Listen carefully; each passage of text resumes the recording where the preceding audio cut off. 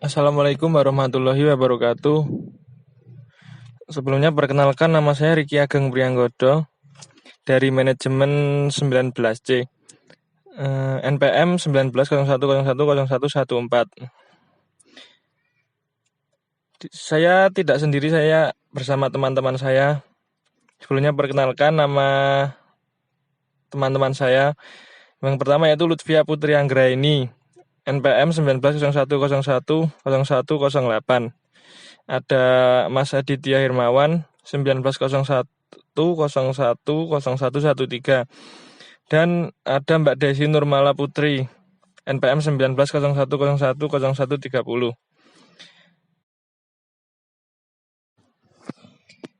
Batas horizontal, skala, dan lingkup ekonomi. Pengertian batas horizontal sendiri yaitu adalah batasan yang menentukan berapa banyak dari total pasar produk yang dilayani perusahaan berupa ukuran dan variasi produk terkait apa yang ditawarkan perusahaan, yaitu bisa berupa ruang lingkup. Sedangkan pengertian skala dan lingkup ekonomi. Skala ekonomi yaitu merupakan suatu teori yang menggambarkan fenomena menurunnya biaya produksi per unit pada suatu perusahaan, dibarengi dengan meningkatnya volume produksi atau output.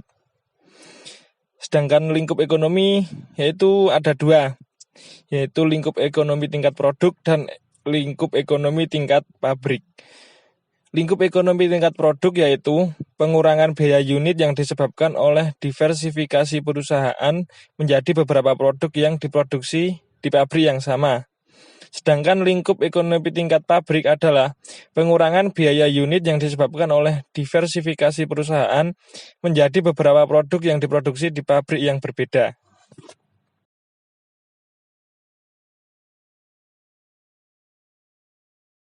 Jenis skala ekonomi. Yang pertama, skala ekonomi tingkat produk, yaitu pengurangan biaya unit yang disebabkan untuk memproduksi lebih banyak produk tertentu di pabrik tertentu.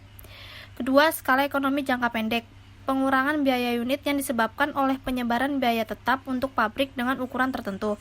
Ini muncul karena peningkatan pemanfaatan pabrik dengan kapasitas tertentu.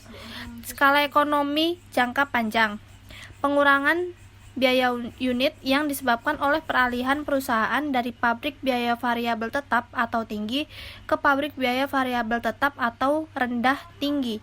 Ini muncul karena penerapan teknologi atau pabrik yang lebih besar yang memiliki biaya tetap lebih tinggi tetapi biaya variabelnya lebih rendah. Keuntungan skala dan lingkup ekonomi. Yang pertama, memberi keuntungan besar bagi perusahaan besar. Kedua, perusahaan dapat berkembang melalui beberapa cara. 3. Strategi ekspansi internal, yaitu bergantung pada laba ditahan, ekuitas, dan hutang. Strategi ekspansi eksternal, bergantung pada memformalkan hubungan perusahaan dengan perusahaan lain. Struktur pasar, mengacu pada jumlah dan distribusi ukuran perusahaan. Penentu skala ekonomi. Penentu skala ekonomi dibagi menjadi dua, internal dan eksternal. Internal terdapat 5 komponen. Yang pertama, kemampuan teknis melakukan efisiensi proses produksi. Perusahaan-perusahaan manufaktur cenderung memiliki peralatan khusus dengan teknologi canggih dalam menjalankan proses produksinya. Ketersediaan peralatan tersebut memungkinkan proses produksi berjalan secara lebih efisien.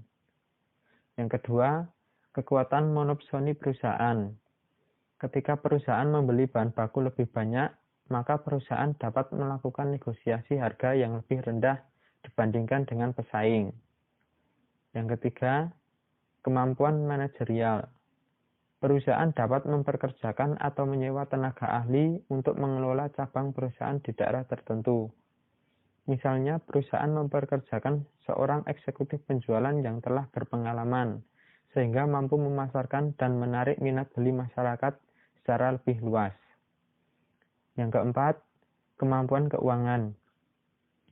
Sumber daya keuangan tak dipungkiri memiliki peran penting dalam operasional perusahaan. Adanya sumber daya keuangan yang memadai mengindikasikan pula bahwa perusahaan memiliki permodalan yang kuat, baik melalui penjualan saham maupun pinjaman. Yang kelima, jaringan dalam bisnis online. Kemampuan perusahaan mengadopsi teknologi digital memberikannya peluang untuk memasarkan dan menjaring pelanggan secara online. Komponen eksternal.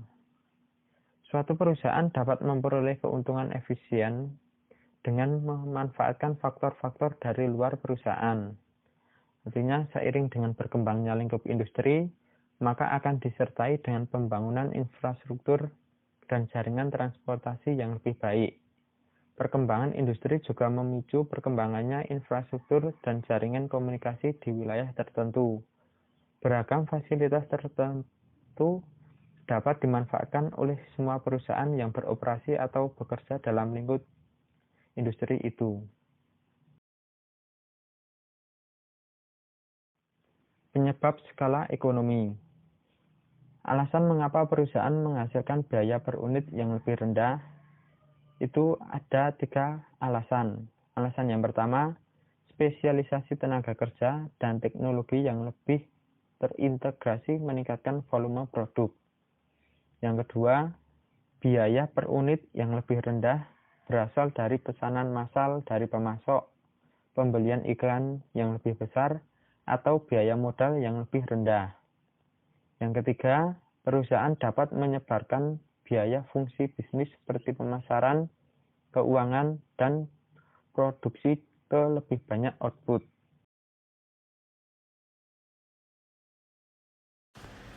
Yang selanjutnya ekonomi pemasaran. Ekonomi pemasaran di sini yang pertama yaitu skala ekonomi terjadi karena penyebaran pengeluaran iklan di pasar yang lebih besar. Yang kedua, ruang lingkup ekonomi karena membangun reputasi satu produk dalam lini produk yang menguntungkan produk lainnya juga. Yang kedua, reputasi mempengaruhi apa yang Anda miliki di satu produk tersirat untuk produk lain. Yang ketiga, menyebarkan biaya iklan di pasar yang lebih rendah.